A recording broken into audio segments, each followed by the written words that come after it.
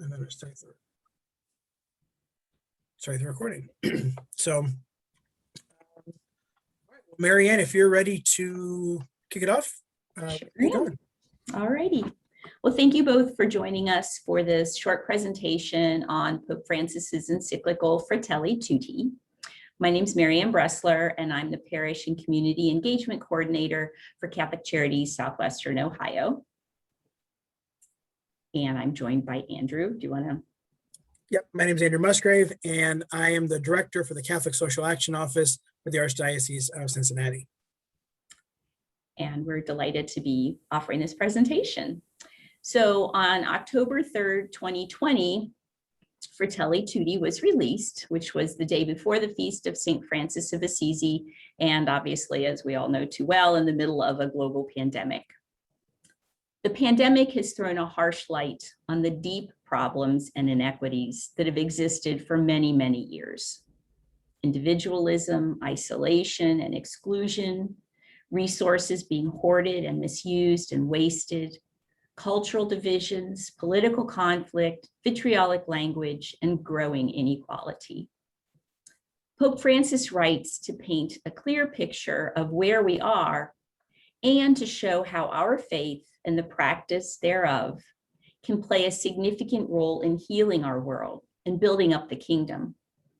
It is pointing at how our faith can lead us to encounter and solidarity, transform our relationships, and change our politics. Pope Francis frames this letter around the well-known parable of the Good Samaritan. Between the victim, the robbers, the passers-by, the innkeeper, and of course, the Good Samaritan, he is able to exemplify many of the challenges and hopes that we have before us today. So here's how our presentation will go this morning. Do you want to do the prayer first?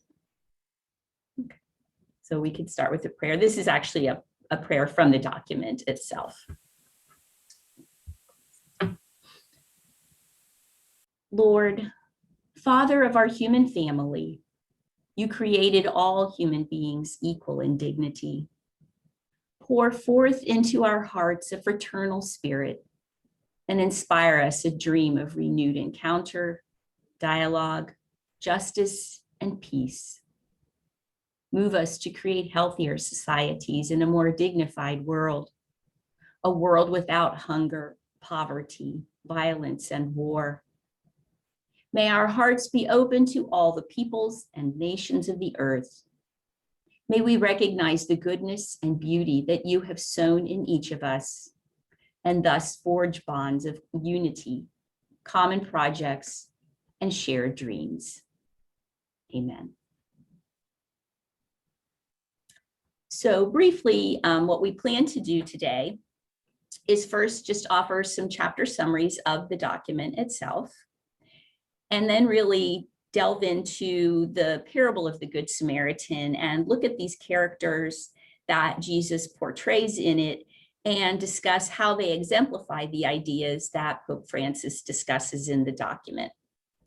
We will also include in that section a couple testimonials from people who have been assaulted by and/or addressed today's challenges and possibilities.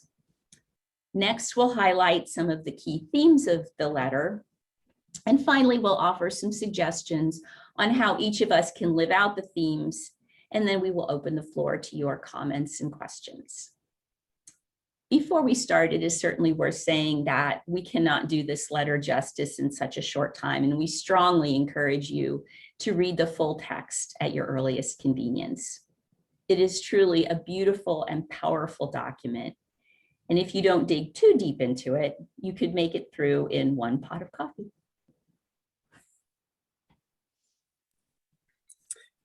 Thanks, Marianne.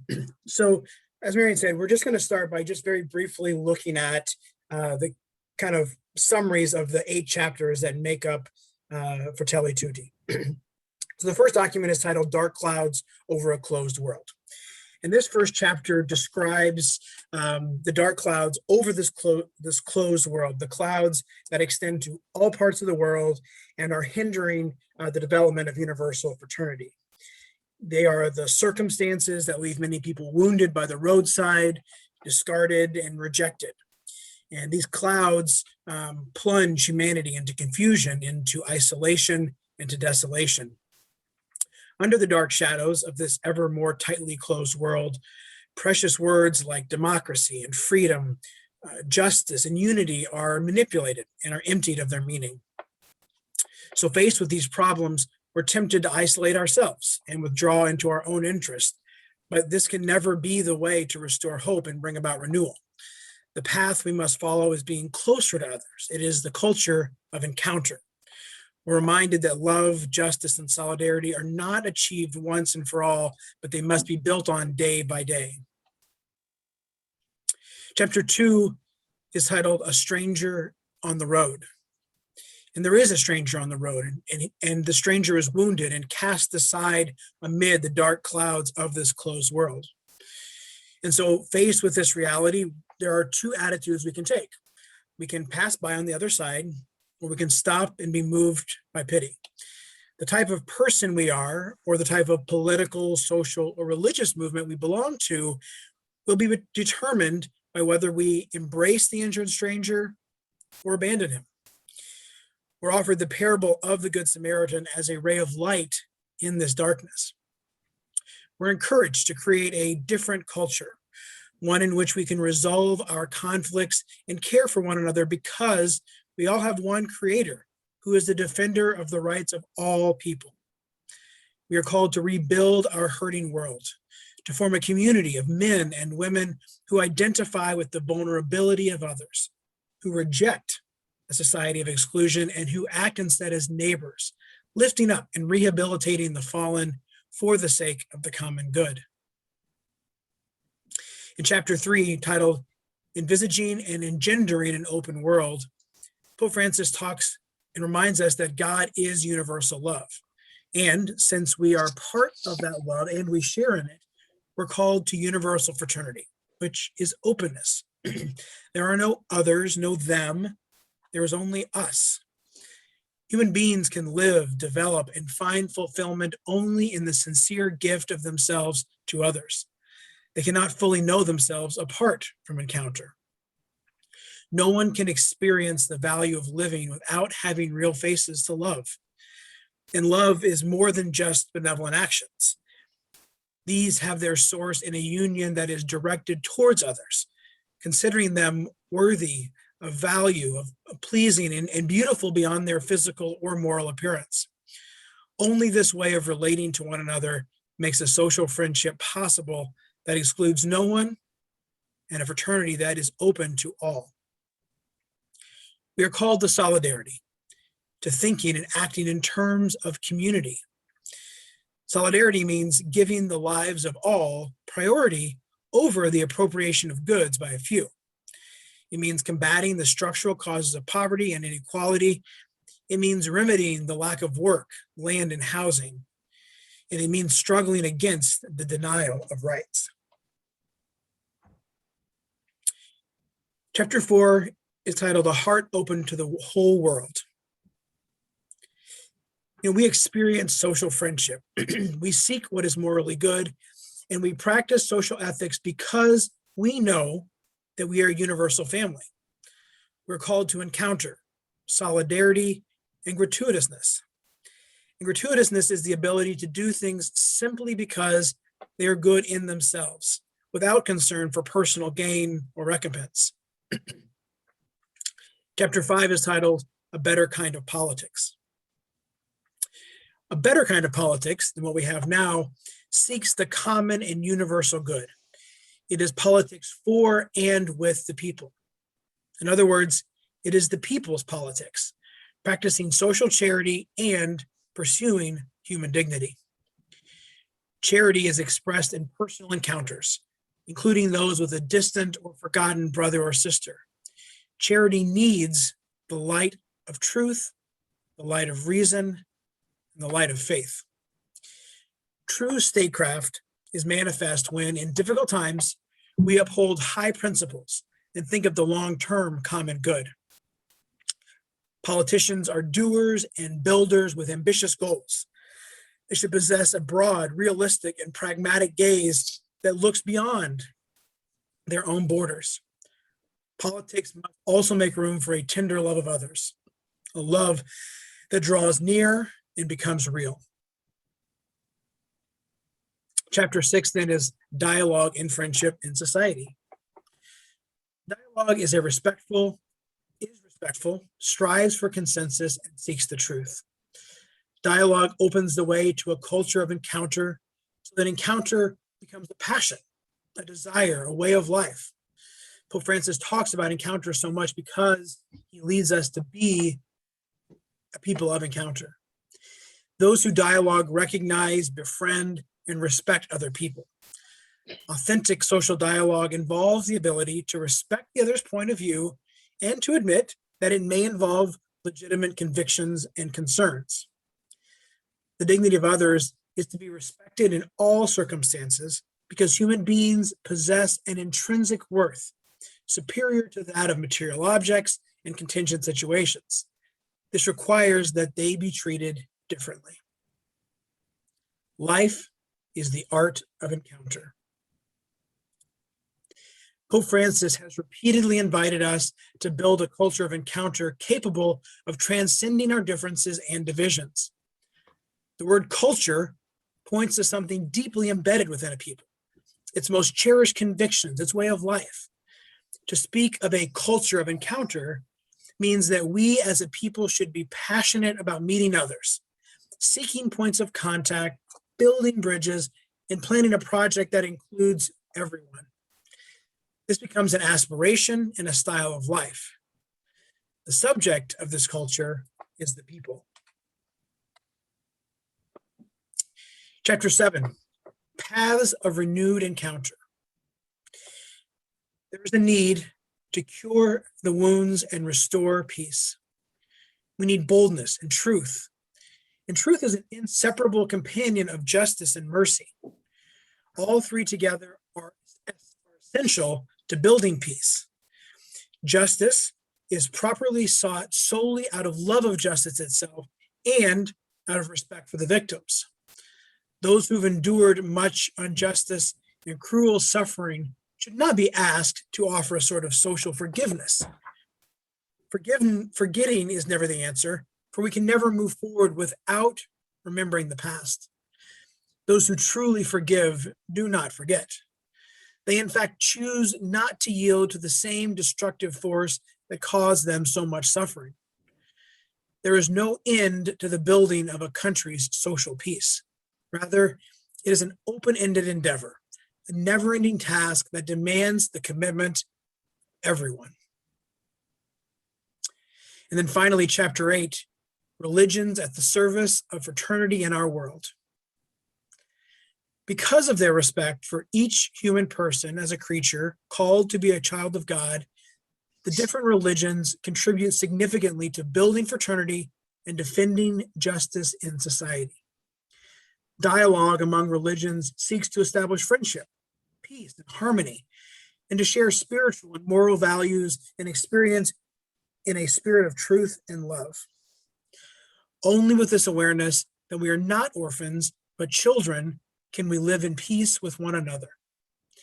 As visible images of the invisible God, human persons possess a transcendent dignity. They are therefore, by their very nature, the subject of rights that no one may violate. The Church esteems the way in which God works in other religions and rejects nothing of what is true and holy in these religions. Since the important things we share are so many, it is possible to find a means of serene, ordered, and peaceful coexistence, accepting our differences and rejoicing because, as children of the one God, we are all brothers and sisters. Sincere and humble worship of God bears fruit not in discrimination, hatred, and violence, but in respect for the sacredness of life, in respect for the dignity and freedom of others, and in loving commitment to the welfare of all.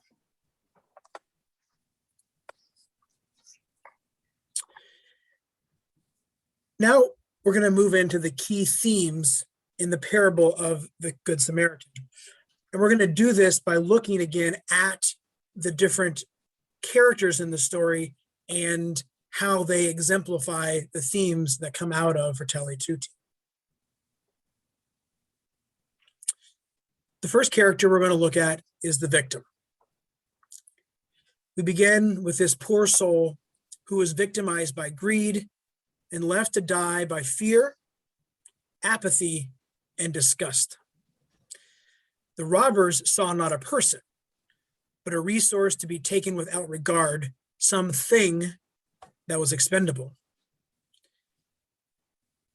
And when their violent act is over, the victim is left impoverished and invisible to those in power.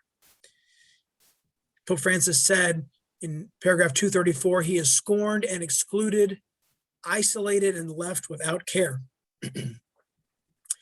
And then those who pass him by do not see the vulnerability of the victim. And they don't see that his care is tied up in the care of everyone. He is sadly not in a community, as Pope Francis talks about in paragraph 67, of people who identify with the vulnerability of others. A community that is filled with women and men who act as neighbors, lifting up and rehabilitating the fallen for the sake of the common good. Or to put it another way, there is no awareness of the common good, which the Pope defines in paragraph 77 as people who have a pure and simple desire to be a people, a community, who are constant and tireless in their efforts to include, integrate, and lift up the fallen. Regardless of how you slice it, without others, we are doomed. Pope Francis writes in paragraph 8, we cannot face life in isolation. We need a community that supports and helps us. When the Samaritan does stop and does tend to the victim, this is an act of charity, not only in the vernacular sense, meeting an immediate need, but also in the broader, the deeper sense. As the Pope in paragraph 185 saw it, the Samaritan knew that good intentions were not enough, but that concrete efforts must be made. He knew that somehow we are interconnected, that either we are all saved together or no one is saved. The victim became a recipient of tenderness, which Pope Francis defines in paragraph 194 as a love that draws near and becomes real. Tenderness is a movement that starts from our heart and reaches the eyes, the ears, and the hands.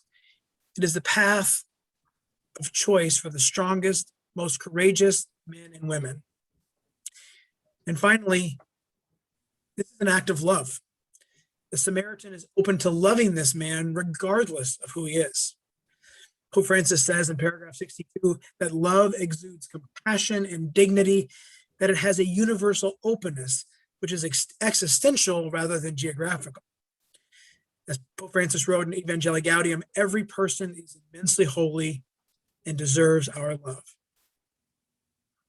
So, as you consider the victim, I invite you to think about who you see as the victims in our society, who, despite having God-given dignity, is treated as if they don't matter. What do you see that makes you feel, as Pope Francis describes dignity in paragraph 68, indignant? Where do you feel challenged to emerge from your comfortable isolation and be changed by your contact with human suffering? What can you do to ensure that the poor are acknowledged and valued in their dignity, respected in their identity and culture, and thus truly integrated into society?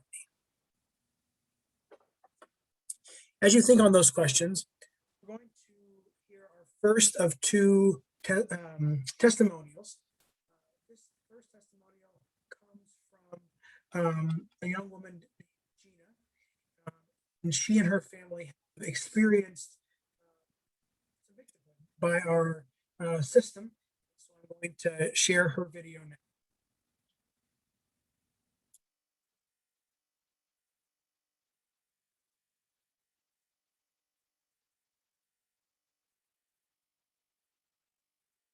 Hello, my name is Gina Cano. I am thankful to have this chance to tell our story. We have been struggling with separation due to the United States immigration system, as we know that many families have to. And our story really starts when I met my husband about 15 years ago. We both worked at a Mexican restaurant in Harrison, Ohio, where I grew up. And we started dating and fell in love. And 5 years later, we got married. I was in the process of going through medical school, becoming a doctor. And my husband is originally from Veracruz, Mexico, and came here with an older brother-in-law when he was just 15 to work and send money to help support his family. And I have always admired his bravery in that process, and coming to a new world where he didn't know the language or the people, and his work ethic. He's always been such a hard worker, and I really haven't heard him complain a day in his life. And his big heart. He's really someone who would help anyone. Not that long ago, we were just crossing the street, and he saw a man using a stick to help him walk, and he was the first one. He'd always be the first one to go and to see if he wanted help to cross the street. He is someone I've just been so blessed to know and to love. And after we got married, we started going through the process with a lawyer of trying to get my husband's legal status changed here in the United States. And we applied for a green card, and because he entered the United States without a visa the first time, he had to return to Mexico for his visa interview. And during that interview, he admitted to helping his father and his brother come to the United States without a visa by sending them money.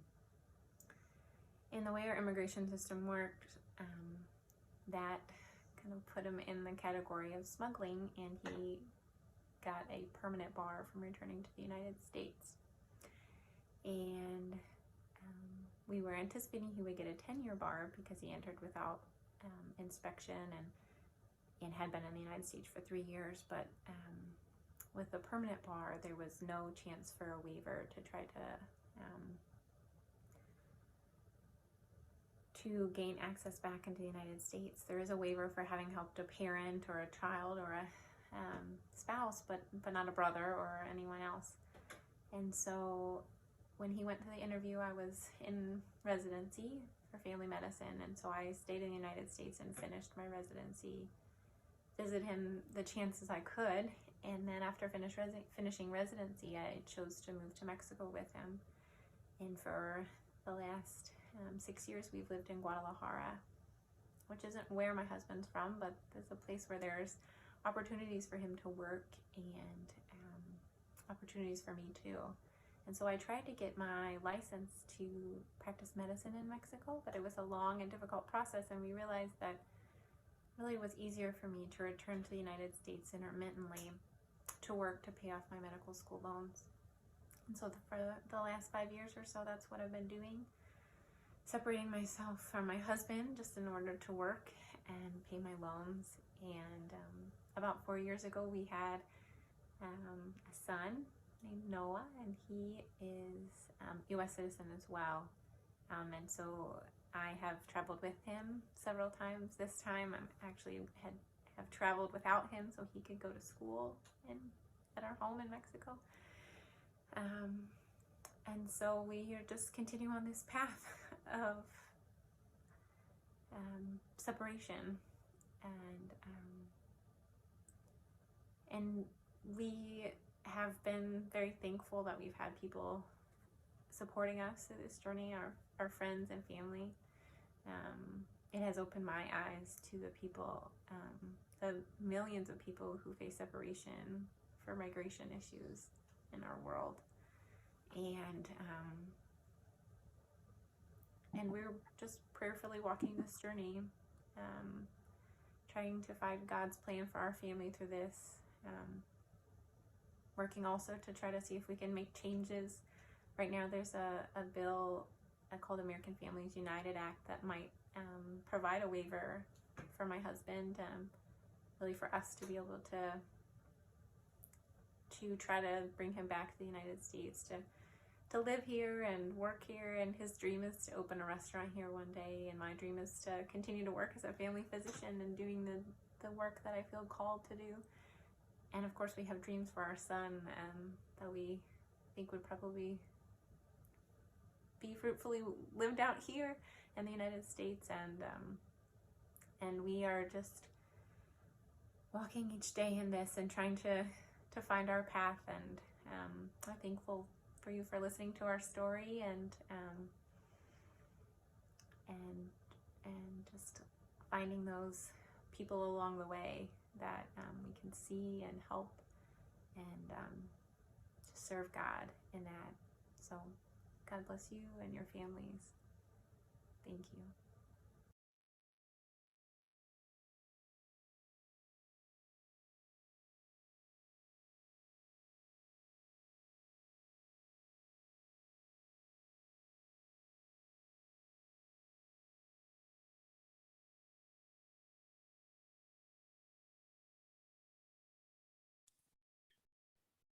So continuing on with the characters in the story of the Good Samaritan, of course, we come to the robbers.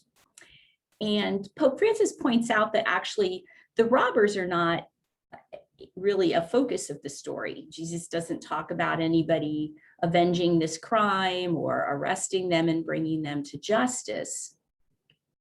And the way Pope Francis connects the robbers to our world is not through kind of the usual suspects of robbers, people who commit crimes on our streets or break into our homes.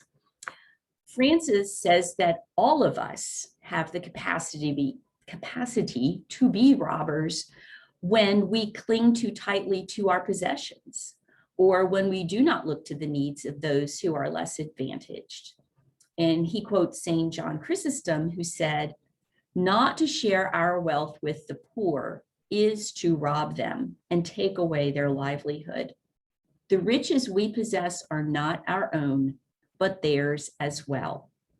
So nothing that we possess should be held so tightly that we fail to help those who are in need. Our lack of charity can make us into robbers. And Pope Francis speaks quite a bit in this document about the right to private property, and that it is a secondary right, that it is derived from the principle of the universal destination of created goods. So if we are to exist in true fraternity, our own wants have to always be regarded as less important than the needs of others. We do not have any kind of ultimate right to cling to our belongings as if they were exclusively ours. Everything is subject to sharing. And he even dips into economics a little bit and addresses the fairly common economic principle that the money at the top of the pyramid will sort of trickle down and spill over to those below. And he says in paragraph 168, there is little appreciation of the fact that the alleged spillover does not resolve the inequality that gives rise to new forms of violence threatening the fabric of society. So our greed and our selfishness cause the kind of violence that we think of perhaps when we think about robbers in the more traditional sense. And he says that the robbers at the top of the socioeconomic ladder create the conditions that lead to that other kind of crime. And he says in paragraph 219, sooner or later, ignoring the existence and rights of others will erupt in some form of violence, often when least expected. And so he draws some interesting comparisons and connections between the robbers and the passersby. So let's talk about them for a little while. So the passersby are people who were people of status and influence and power, who could easily justify in their mind being passersby. They were completely divided from that victim lying on the road. They were people who saw charity as less important than rules and regulations. And Pope Francis says in paragraph 91, without charity, we may possess only apparent virtues, incapable of sustaining life in common. So in other words, claiming to be virtuous while acting in ways that are not charitable is, in fact, a way of continuing to rob people.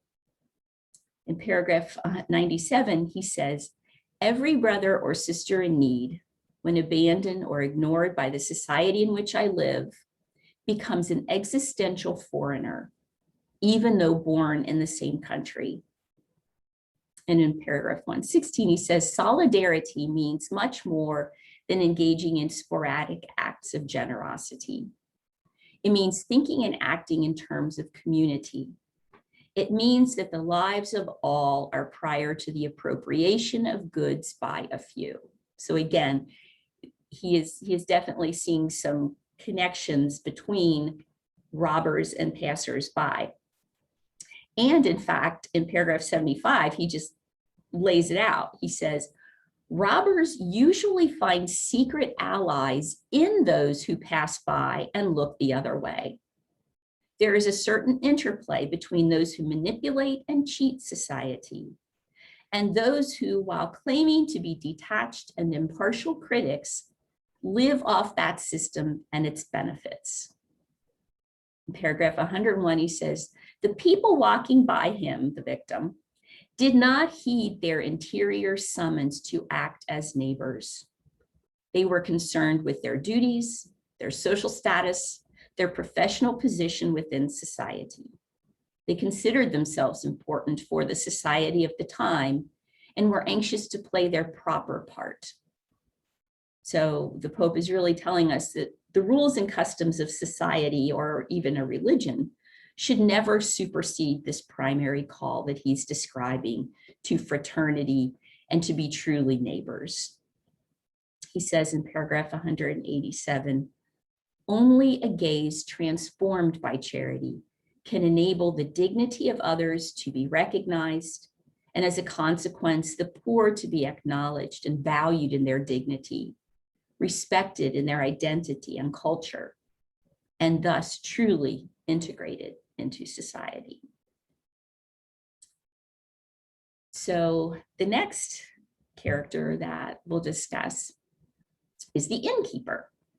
And Pope Francis actually doesn't discuss the innkeeper in this document at all. So I kind of did some thinking on my own on this one. So in some ways, the innkeeper is a person who is crossing some kind of boundaries, because no matter what his motivation is, either the Samaritan or the victim is somehow other to him, because the Samaritan is other to that victim. He's not of his tribe, he's not of his family. And so the innkeeper could have just chosen to be a bystander. He could have refused to take that injured man, either because he was injured or because he was afraid that whoever robbed him would come back. He could have had a lot of motivations not to take that innkeeper in, and certainly his motivation to do it could have just been that the Good Samaritan offered him a pile of cash. But he did take a risk, because he certainly didn't know that the Samaritan would keep his promise to come back and check on the man and give him more money if he deserved it. So, you know, this innkeeper is an interesting character who is crossing some boundaries and taking some risks. And so, you know, what does crossing boundaries look like in our world? Do businesses function as robbers, as passerbys? Do they function as innkeepers? And I would say that to some degree, Francis does think that innkeepers should be crossing boundaries. He refers in this document to a conversation that he had with the Grand Imam Ahmad el-Tayeb, and he says that the two of them have called upon the architects of international policy and world economy to work strenuously to spread the culture of tolerance and of living together in peace, to intervene at the earliest opportunity to stop the shedding of innocent blood. So, as insofar as maybe the innkeeper represents in our world business, Francis definitely sees a role for them in building fraternity and creating solidarity between peoples.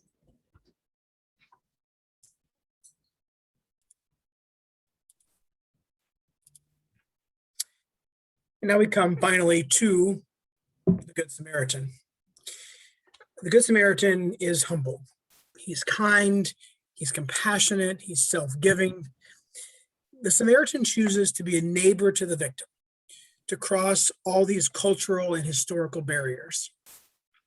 He disregards the societal norms that tell him to avoid the battered man. He loves and has mercy on the man simply because he is suffering and needs care. The Pope says in paragraph 63, without even knowing him, he saw him as deserving of his time and attention. He encounters the man and, in a very unlikely way, forms a relationship with him, a relationship of care and comfort.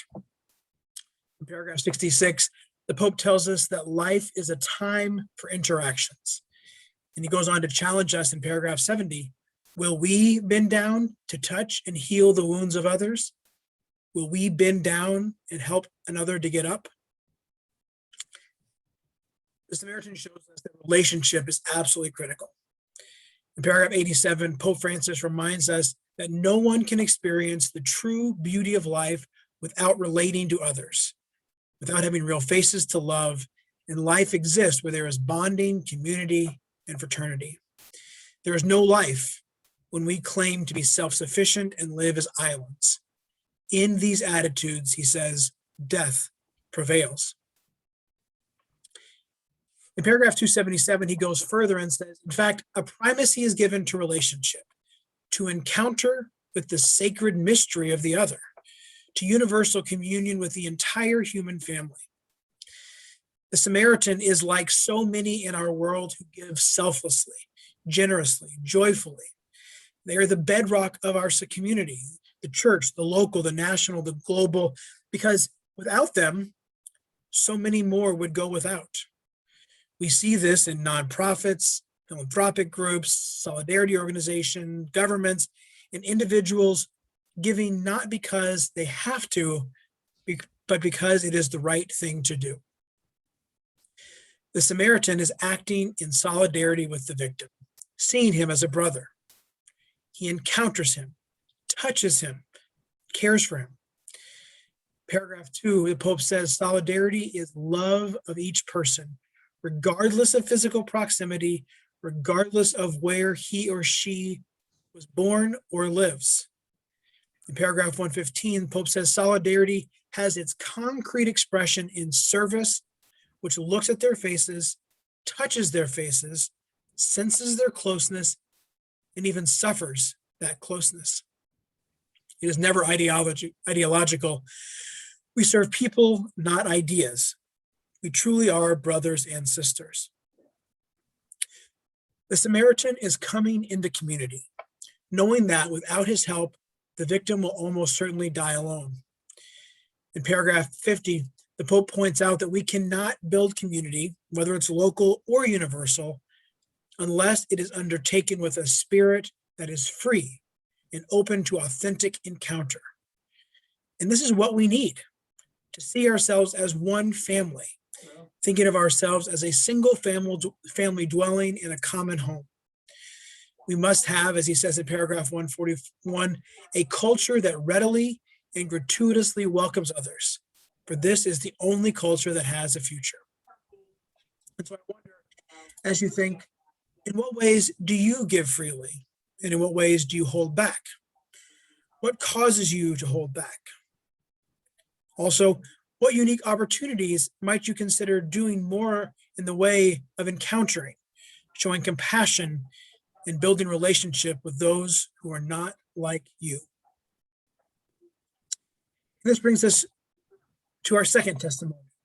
This comes from a client of Catholic Charities Sukasa program, and her name is Roxanne.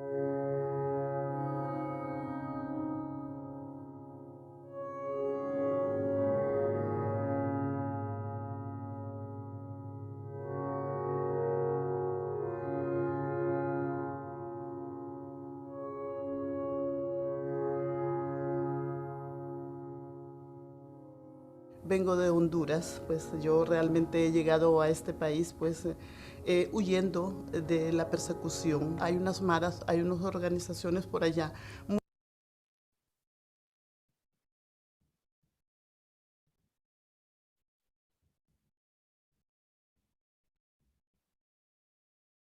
muy peligrosas, cada vez, cada año más peligrosas. Y en Sorry, were you all not able to see the video there? We can No. now. Yeah, now we can.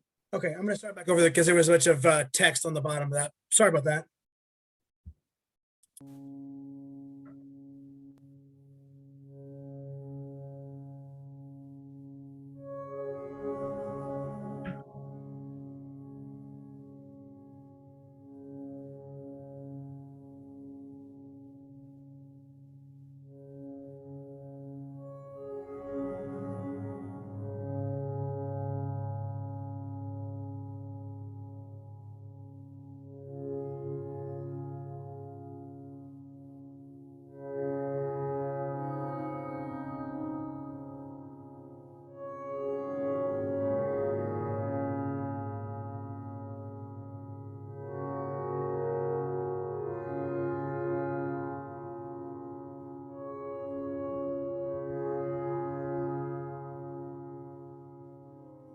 Vengo de Honduras, pues yo realmente he llegado a este país pues huyendo de la persecución. Hay unas maras, hay unas organizaciones por allá muy peligrosas, cada vez, cada año más peligrosas.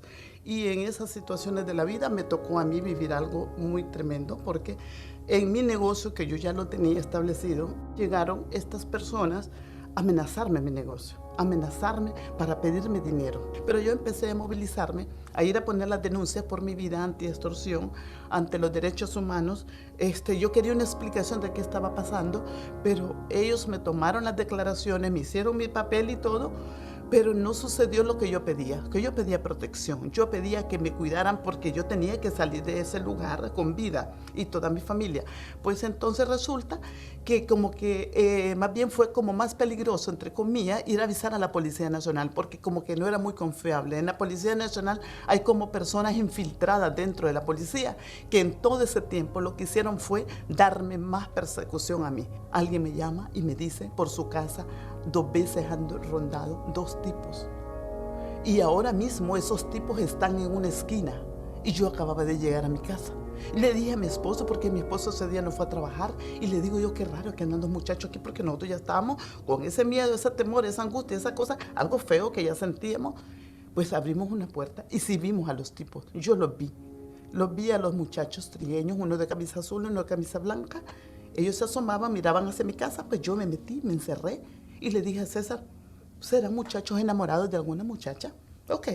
Cuando nosotros llegamos a este país, ya veníamos con la noción de pedir asilo en este país, de pedir ayuda en este país, pero no sabíamos dónde hacerla. La persona que nos recibe en Atlanta, Georgia, ella no tiene las condiciones para tenernos a nosotros los 4 porque renta un apartamento muy pequeño su economía quizás no podía, ¿ok? Ella nos recomienda a una persona acá en Cincinnati, porque tiene una de sus amigas, y una de sus amigas pues conoce a alguien aquí en Cincinnati que nos reciba. Porque desde que nosotros llegamos a esa casa, no era la misma historia, no tenía la habitación. Ya nos tiraba a dormir a la sala, al piso, tuvimos que comprar colchones inflables para podernos ubicar en ese lugar. Ya empezó ella con muchas condiciones a que si nos llevaba a un lugar que fuese en la noche o muy temprano por la mañana, de manera que no conociéramos dónde estaba ella ubicada, para no ubicarnos en la zona. Nosotros aquí no sabíamos ni cómo coger un bus, no sabíamos nada, cómo hacer, dónde estaban las escuelas, no sabíamos absolutamente nada.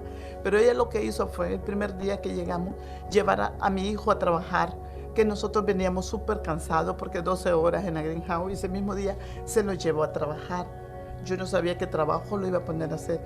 Y ella dijo, descansen hoy porque ustedes mañana se van conmigo a trabajar. Y uno por agradecimiento, pues dice, ok, vamos a ir. Va, a ver, no sé, que nos explique. Nunca nos quiso explicar cómo era el trabajo. Nunca nos quiso ayudar para ver cómo eran lo de las escuelas y todo eso. Pero ella tenía sus hijos y nosotros con sus hijos era que preguntábamos para qué hacer, cómo hacer las cosas. Logré la llamada con Esther. Me atendió muy bien. Ella me dijo que sí, que no me preocupara, que me iban a brindar la ayuda, toda la ayuda posible. Estoy bien agradecida con su casa. Nos devolvió, como decir, la vida. O sea, nosotros ahorita hasta al sol de hoy, hasta el día de hoy, estamos como estamos gracias a esta organización. Sinceramente que yo no sé qué hubiese pasado si hubiese hecho caso a lo que ella decía, de que no buscara este tipo de ayuda. No sé qué hubiese pasado. Yo agradezco tanto a Dios, a toda la gente aquí, al personal, porque nos atendieron muy bien. Un té, una chamarra.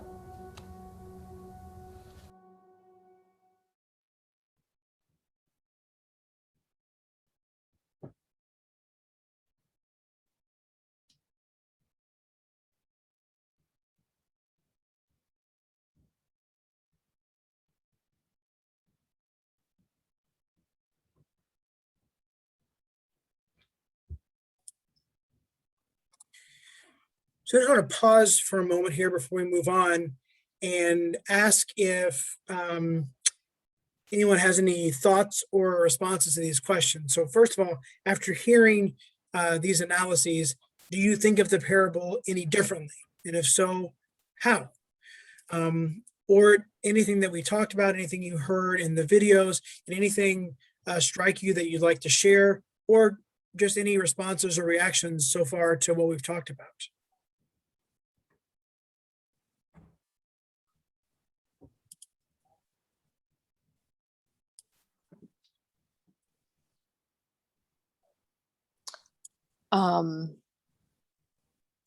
I just feel like he's in his using of this, Pope Francis is just able to, strike you in a story we all know. But when you add these witnesses' statements and kind of look at the parable in terms today, it's just very powerful. I think it just really hits you at where people are and how relevant the scripture stories and parables that were used back then really are today. And I think Pope Francis is able to kind of bring that together with this document very, very well. Yeah, great insight. It is true that the scriptures always talk to us in different ways depending on our situations in life, and this parable is so connected to where we are. I agree. Yeah. Thanks.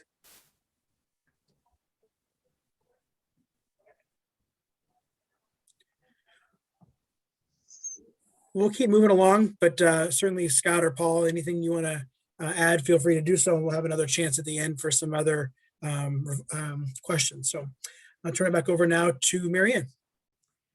Okay, so what we're going to do now is really kind of dig deep into the document and look at the themes that Pope Francis discusses specifically. So there are a number of issues that he references in the document that he believes call for our action. And I would say every single one of them is something that he has talked about before to some degree or other. And this document is in some ways a compilation of a lot of those into one place.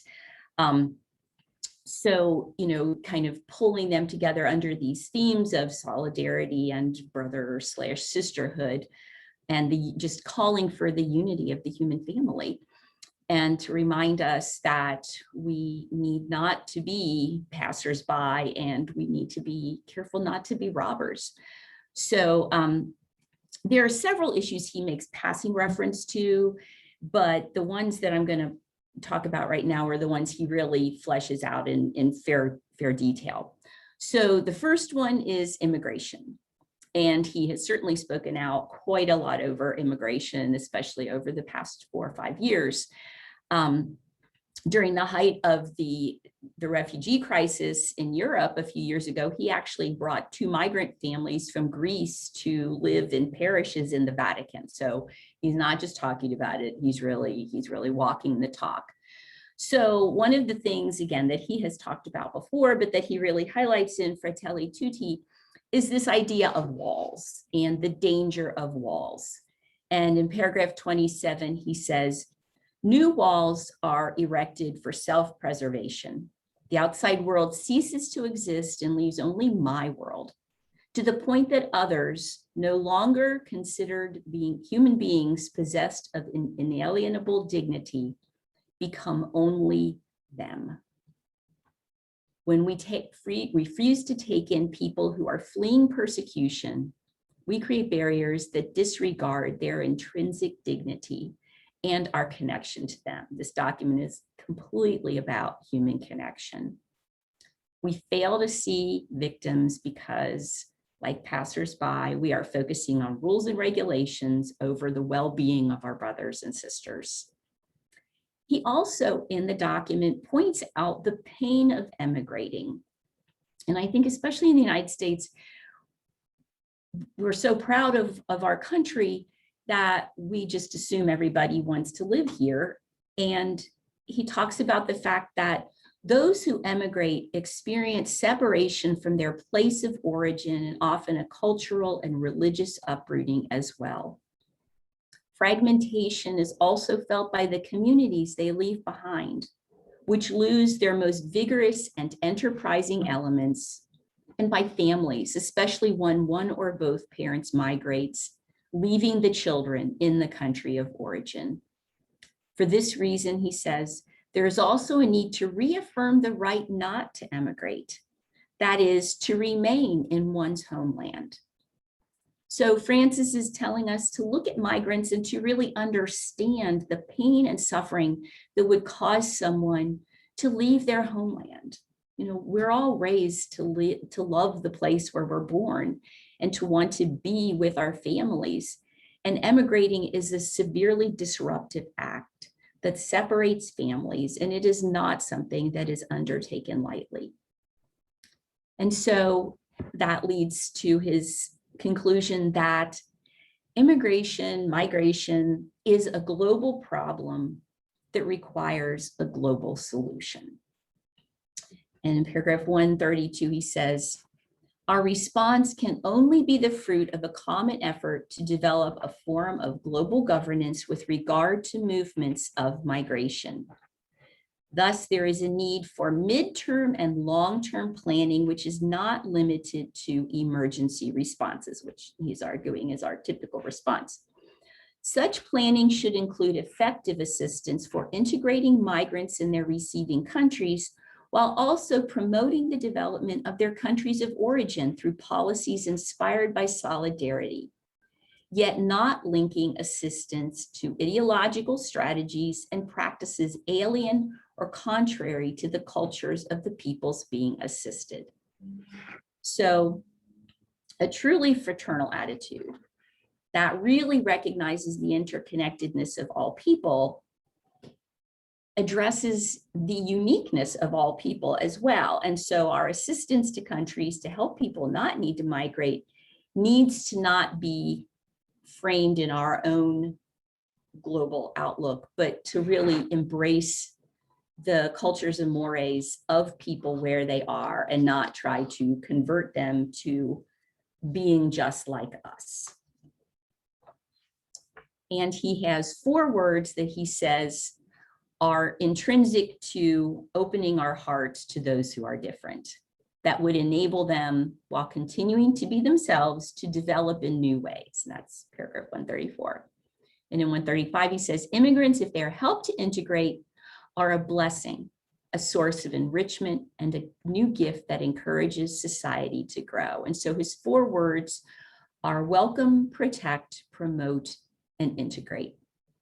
And I strongly encourage you to read the document, to read the way that he unpacks those words. But generally speaking, they're words that recognize the mutuality of gifts that can be shared when people migrate, and in which both parties, the migrants and the countries that receive them, can learn and grow from one another. The next theme, it's kind of a dual theme that he addresses, is war and the death penalty. And although he is not issuing completely new teaching, he is certainly reinforcing some more recent interpretations of Catholic theology on these 2 topics. And so he starts off by discussing pathways to peace. And he says in paragraph 228, the path to social unity always entails acknowledging the possibility that others have, at least in part, a legitimate point of view, something worthwhile to contribute, even if they were in error or acted badly. So he's really calling us again to open our minds. And he says in paragraph 233, for peace is not merely absence of war, but a tireless commitment, especially on the part of those of us charged with greater responsibility to recognize, protect, and concretely restore the dignity so often overlooked or ignored of our brothers and sisters, so that they can see themselves as the principal protagonists of the destiny of their nation. And he says in paragraph 241, loving an oppressor does not mean allowing him to keep oppressing us or letting him think that what he does is acceptable. So in other words, building peace is hard work, and it is never done. It requires that we seek truth even from those with whom we may disagree strongly. It's undergirded by the reality that we will always be working for peace, because it is never probably going to be perfectly achieved, but that doesn't mean we should ever stop that effort. And it is not a passive acceptance of wrongs. It's not weakness or acceptance of moral ambiguity, but it is based on forgiveness and reconciliation. In paragraph 250, the Pope says, in the face of something that cannot be forgotten for any reason, we can still forgive. In paragraph 252, he continues, forgiveness is precisely what enables us to pursue justice without falling into a spiral of revenge or the injustice of forgetting.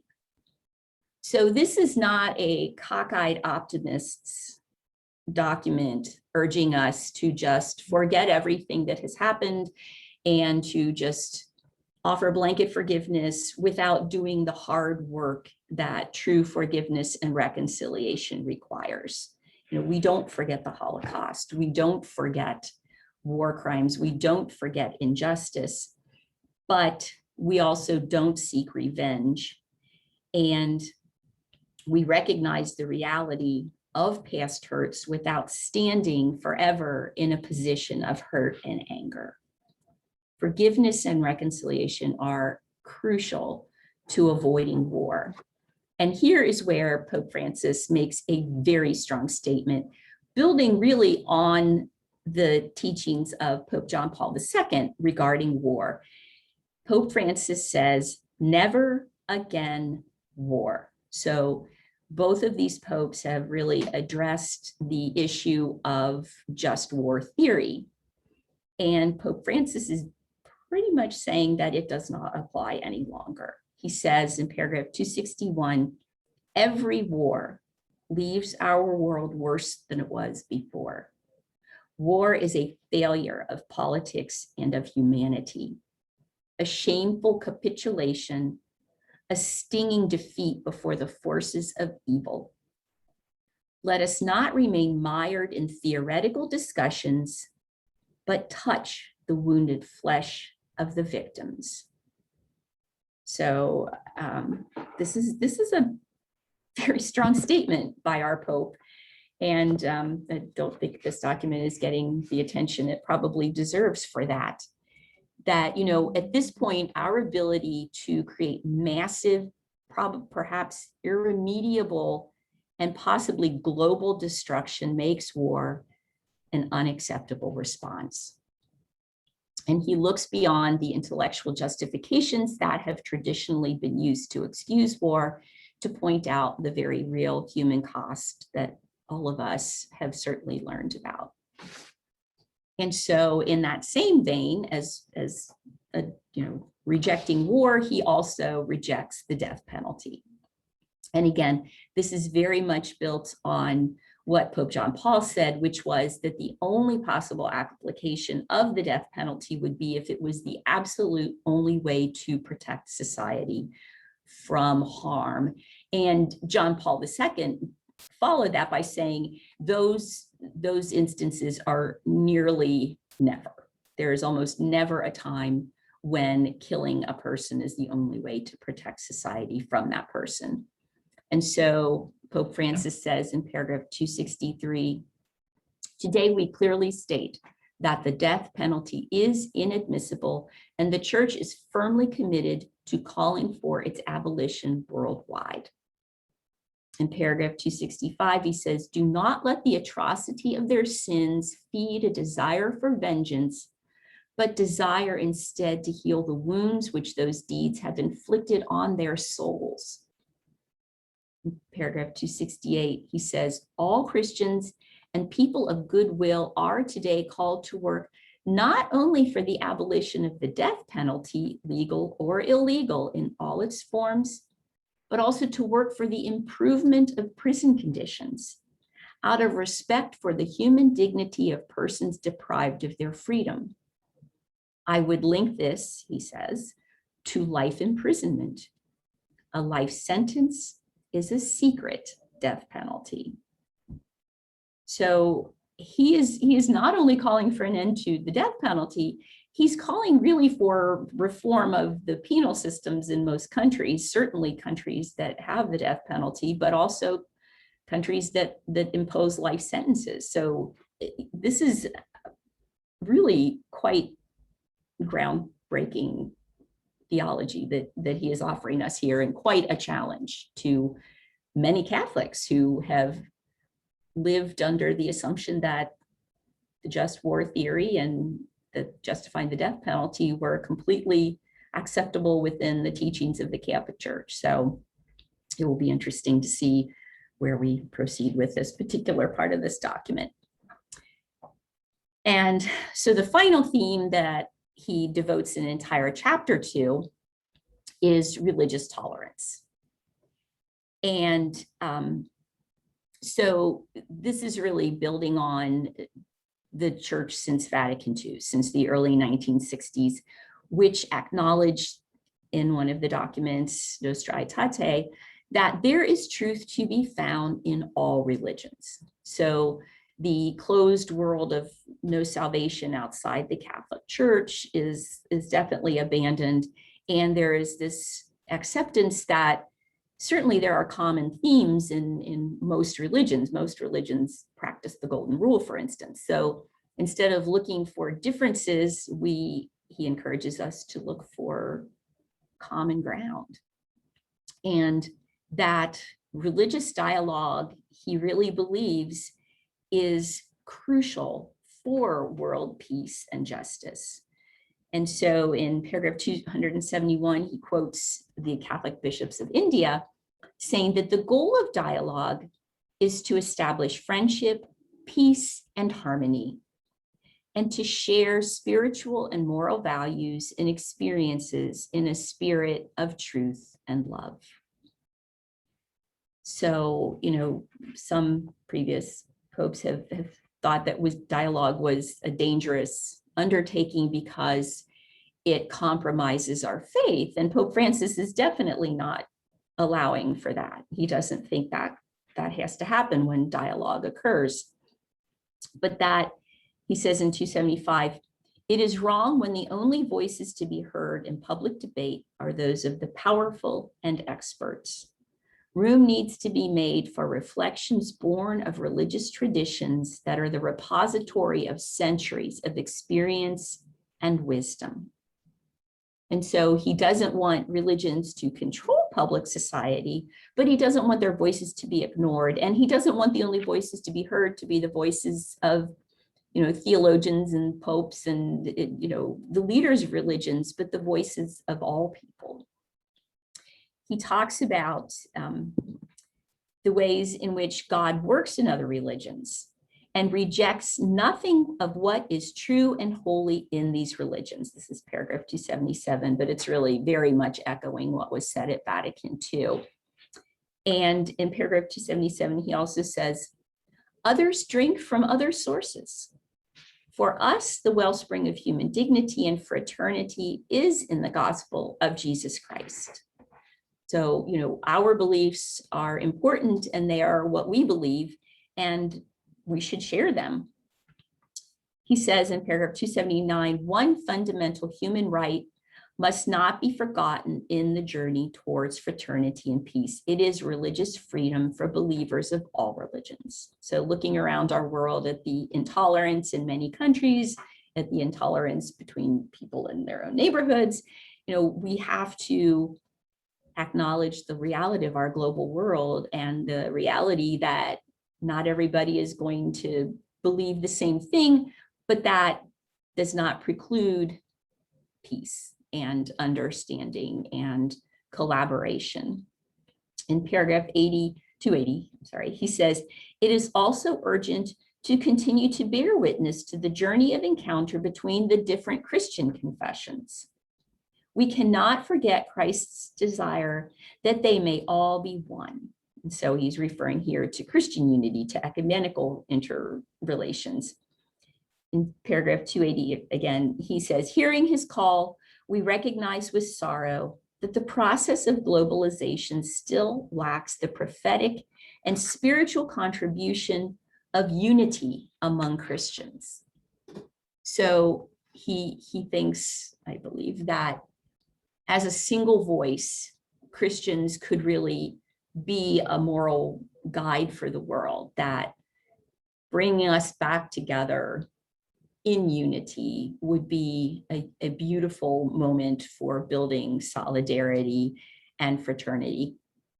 And again, this has been an ongoing focus of the church, at least in some circles, since Vatican II, where other Christian denominations were invited to be present at the council, which was unbelievable.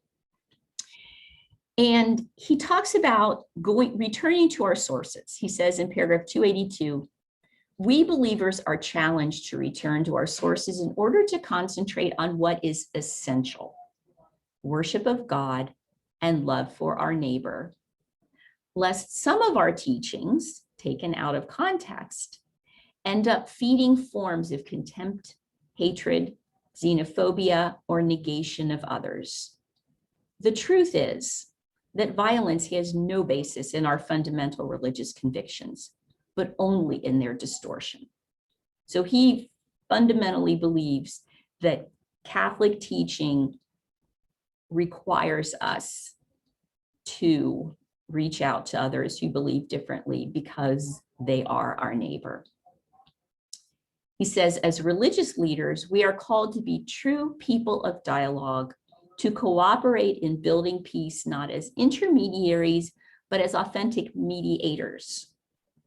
And so again, he's really very much in this particular chapter building on the work of Pope John Paul II, who made enormous, unprecedented strides in both ecumenical and interfaith relations. He was the first pope to reach out to a Muslim leader. He was the first pope to visit the Western Wall in Jerusalem and to offer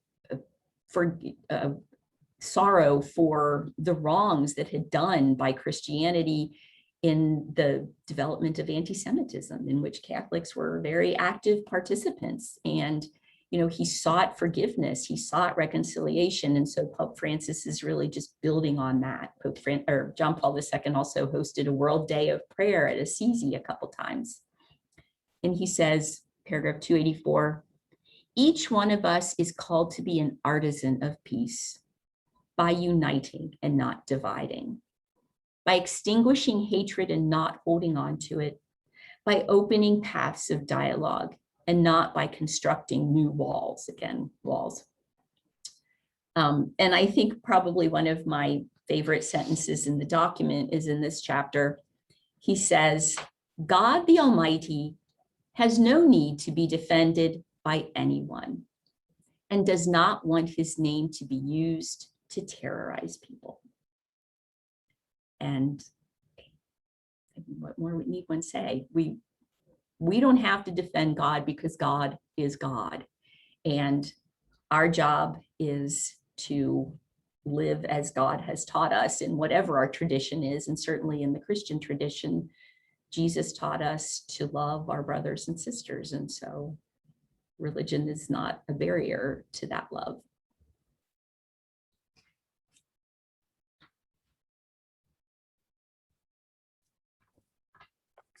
Thanks, Marianne. And so this brings us to the second point of kind of feedback.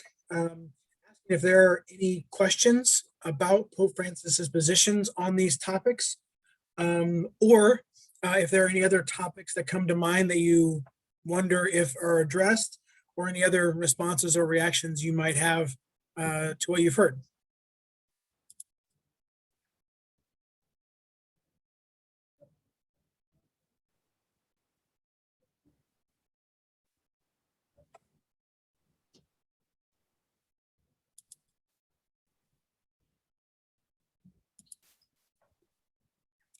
Well, then there are jump in, but we'll close up by encourage everyone to take action. You've heard this information, you've heard these themes, the call from Pope Francis. So what do we do with it? How do we move forward? And how do we, in the same way that Emily referenced, the way that scriptures are heard differently throughout time, how do we, in this time and place, how do we live out these ideas? So the first thing to mention is that through the Social Action Office and the broader Archdiocese, there are a number of different committees and groups that are engaged in addressing the work that Pope Francis talks about. We have an anti-racism task force, an immigration task force, a care for creation task force, a Dismas task force that works with people coming out of incarceration, an addiction task force, which is actually a joint effort with the Lutherans. We have the Catholic Campaign for Human Development, which is the U.S. Bishop's way of addressing root causes of poverty. Catholic Relief Services, which is the U.S. Bishop's international effort at global solidarity. Catholic Rural Life, which works with our sisters and brothers who live in more rural areas. We have our Respect Life office, of course, that deals with some more specific kind of assaults on life issues. And also we have an office for persons with disabilities working with the idea of dignity and inclusion for those who have disabilities. And all of these offices and all these task forces have committees and volunteers that support them and in which folks can really get engaged. And Catholic Charities also has a number of things going on here. So one of our programs is Food for All, which began several years ago. And it is an attempt to reach out to the folks in the eastern counties of the Archdiocese. So Claremont, Clinton, Adams, Brown, and Highland counties, which even though they are rural countries where people grow quite a lot of our food, there are also food deserts. So there's a great amount of poverty in those counties and not a lot of accessible grocery stores. And so people really struggle with getting nutritious food. And so our Food for All pantries are mobile pantries in those counties. We have one in each county every month to provide food for people who need it. We are the designated refugee resettlement agency for this area. And so this year we are actually starting to ramp that back up and hope to get back to about 200 families per year being accepted into the Cincinnati area. Su Casa Hispanic Center works with Hispanic immigrants in our area, providing just a broad array of services just that really wrap around the people who come here, educational, health related, legal services. We also have an immigration legal services department that works with both the refugees and the immigrants. We have services for seniors, so our Heart of Mary caregiver and our caregiver assistance network both provide assistance to elderly people, to shut-ins. It might be just people who need someone to talk to. It might be people who need transportation or just a variety of different things. We also have foster grandparents program and just a number of other opportunities. You know, we kind of touch people at all different places and all different points in their lives. So we have lots of great things going on here, educational programs as well. And Catholic Social Services is our partner in the Dayton area, and they do some similar things to us. So, you know, again, poverty work, pregnancy and parent support. They are also a refugee resettlement agency and also provide a number of senior services.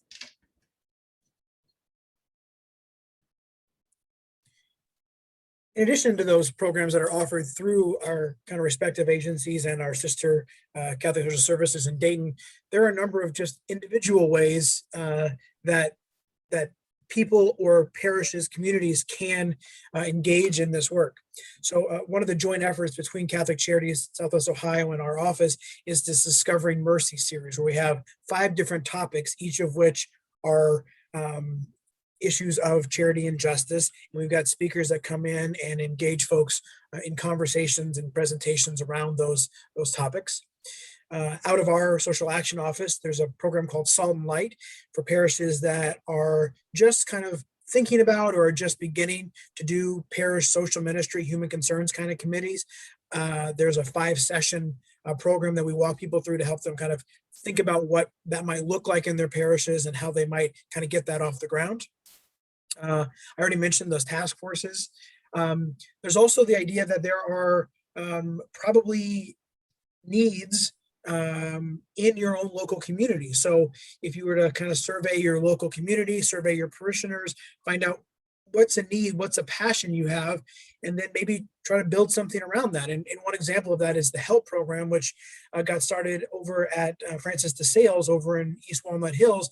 There were a lot of folks who needed help coming out of incarceration. And so in the basement, they started this organization called HELP that works with people coming out of incarceration with felony convictions and has become a national model for how to do that work. And it came out of a survey of what was going on in their community. You could also join, there's a number of different interfaith and ecumenical groups that exist. MARC, the Metropolitan Area Religious Coalition of Cincinnati, is a group that's really focused on action and mobilizing people around different social justice issues. There's a group called Equation, which has a lot more on dialogue and on relationship building amongst faith traditions, although it's starting to move into the area of action as well. As you are probably all aware, the Beacons of Light program initiative is going on right now in the Archdiocese, and engaging in that process in your parish or in your family of parishes, whatever the case may be, and looking at how that parish or that family of parishes might have as part of their work efforts towards charity and justice, a way to bring people together in these efforts. If you have a specific interest in a topic, there are a lot of national Catholic organizations that do work. A couple that are just worth mentioning. The Catholic Mobilizing Network is really involved in ending the death penalty. As you probably are aware, there's a push right now to end the death penalty in Ohio, and they're engaged with a couple other state organizations and helping to make that happen. Pax Christi is a group that does national work on the nonviolence movement. And then also under the U.S. bishops, there's a group, an organization called Justice for Immigrants, which its name kind of says it's all about where its focus is. As we've said, Fratelli Tutti has a lot of richness, a lot of depth, and touches on a lot of topics in more than even we could cover here in this session. So you could do a book study of the document. It's not terribly long, but you could break it into chapters or a couple of chapters each and host that in your community to kind of delve into it and think about it, and then use that as maybe a guidepost for how you move forward.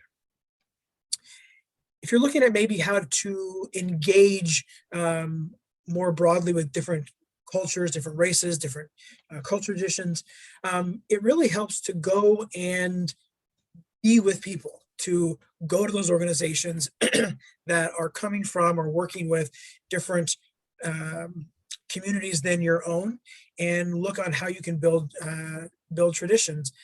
relationships, excuse me. I mentioned Equation earlier, so they have an event called the Festival of Faith, where all these different faith traditions come together and in non-pandemic times meet in one space and learn from each other, and come to appreciate and honor the good that exists in those different faith traditions.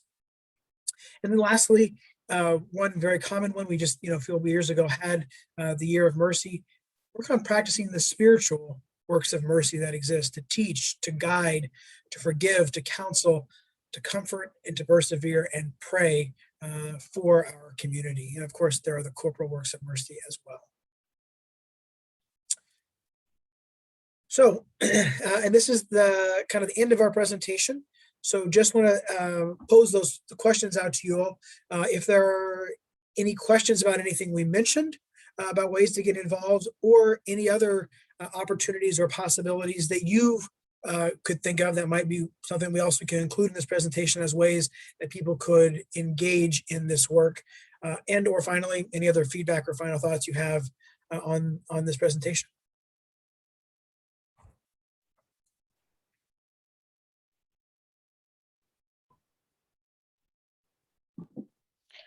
I kind of feel like I'm digesting it all, so let me think a little bit on it and I'll get back to you.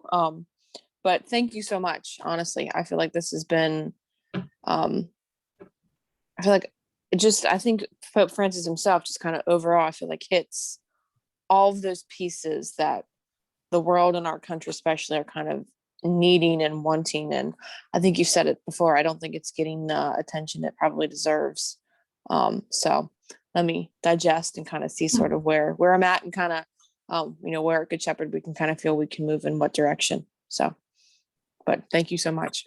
Thanks, Emily. And to that note, I just want to say, obviously, both Marianne and I are available. Here's our contact information, our email addresses and phone numbers.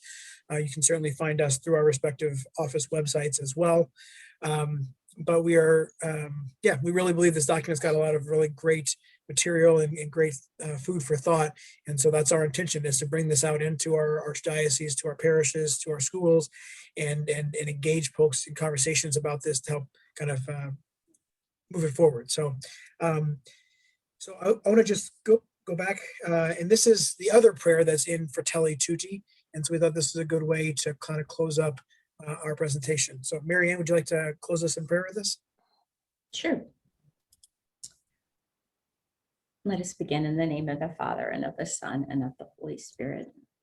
Amen. O God, Trinity of love, from the profound communion of your divine life, pour out upon us a torrent of fraternal love. Grant us the love reflected in the actions of Jesus, in his family of Nazareth, and in the early Christian community.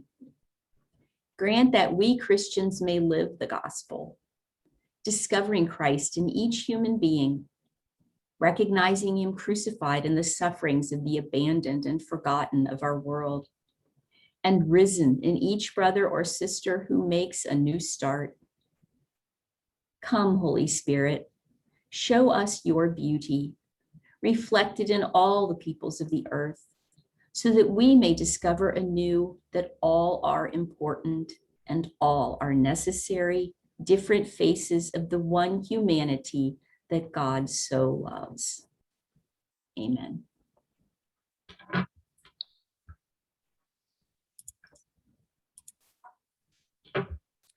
Well, thank you all again for being here with us. We did record this, and we'll make the recording available for anybody who might want to see it. And if there are ways that we can work with you in your parishes or your communities to bring this message, we'd be happy to do so. But until then, thanks again, and we wish you a wonderful rest of your day. Thank you. Thanks for coming. Thanks for doing it. Thanks all. Peace. Bye. Scott asked about sharing I don't know if you saw that, sharing the slideshow. So do you know who those two guys were? Scott, I asked Scott during the presentation. He's at St. Columban in Loveland. Oh, St. Columban. Okay. So I'll try to look it up. Is it Scott Musari? I don't know. He's on staff there, I think. Okay, because he used to write for the Catholic Telegraph. He was like a featured writer, and I bet that's who it is. I bet it's him. Okay. Oh. And